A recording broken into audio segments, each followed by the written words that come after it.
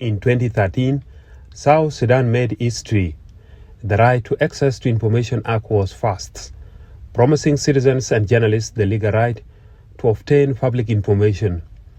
It was received as a step forward in transparency and democracy for a nation hailing from civil war. In places like Warrap State, that promise remains largely unfulfilled. Journalists face delays, denials, and outright censorship when trying to report on matters of public concern, from tribal violence to corruption. We fear of road ambushes, we fear of intimidation on the road, we fear of harassment. As female journalists, we are facing a lot of challenges, like when you go and get that information, they will consider you as an less human being. Warrap State is not new to conflict.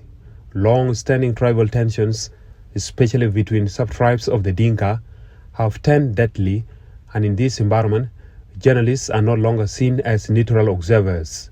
It happened one day when I assigned my reporters to interview one of the commissioners through phone call. But then in response, the commissioner was asking very harsh questions. He was like, "Where did you get that information?" So in that case, my reporter was afraid to continue. This dangerous perception means journalists are often treated as participants in the very conflict they report on. For example, a journalist was killed in Toin South County of Warrap State in 2020. Other journalists continue to face expulsion to leave the state immediately. When perpetrators are not held accountable for the crime, then it creates an impunity that encourages more violence against other journalists. We continue to call for the government to bring the culprit to book, and that one remains a great challenge for us. We still fear. Across Warrap State, journalists admit they have stopped covering sensitive stories, not because the truth is not there, but because the risk is too high. This silence leaves a vacuum filled by rumors, propaganda, and mistrust.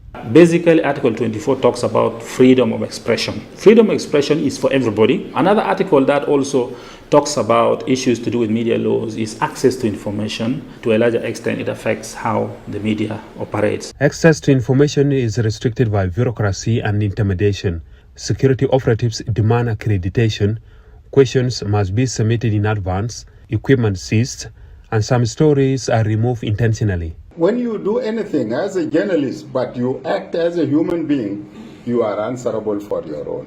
So please, if you need protection, avoid falling in conflict with the law. Despite of these conditions, there are signs of resistance and hope. Union of Journalists of South Sudan, UJOS, Association for Media Development in South Sudan, AMDIS, Media Authority, civil society groups, and international partners continue to train, support, and defend media workers. A public and private body may refuse to indicate whether or not it holds a record or a communication or information on likely grounds that it is detrimental. Freedom of expression is the foundation of human rights. UN Declaration of Human Rights, Article 19. My name is Daniel Marengwek.